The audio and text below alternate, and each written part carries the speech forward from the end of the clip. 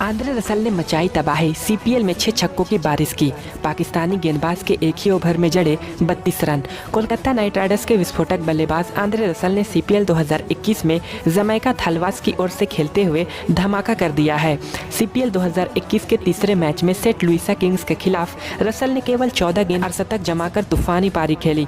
Russell के द्वारा जमाया गया 14 गेंद में 50 रन सीपीएल इतिहास का सबसे तेज धशतक जमाने का रिकॉर्ड है। रसल ने अपनी 50 रन की नाबाद पारी 3 चौके और 6 छक्के जमाए। विस्फोटक रसल की पारी के दम पर जमैका की टीम ने 20 ओवर में 5 विकेट के नुकसान पर 255 रन का विशाल स्कोर खड़ा करने में सक्षम रही। नंबर 5 पर बल्लेबाजी करने उतरी रसल ने गेंदबाजों की खूब धुनाई की और 6 छक्के लगाए। अपने पारी के दौरान उन्होंने 14 गेंद खेले, जिनमें 9 गेंद में उन्होंने चौके और छक्कों की बरसात कर डाली, यानी 50 में से 48 रन उन्होंने सिर्फ बाउंड्री मारकर बनाया। अगर रसल की बैटिंग देख के आपको मजा आया तो प्लीज वीडियो को लाइक करें और चैनल को सब्सक्राइब करना ना भूलें। धन्यवाद।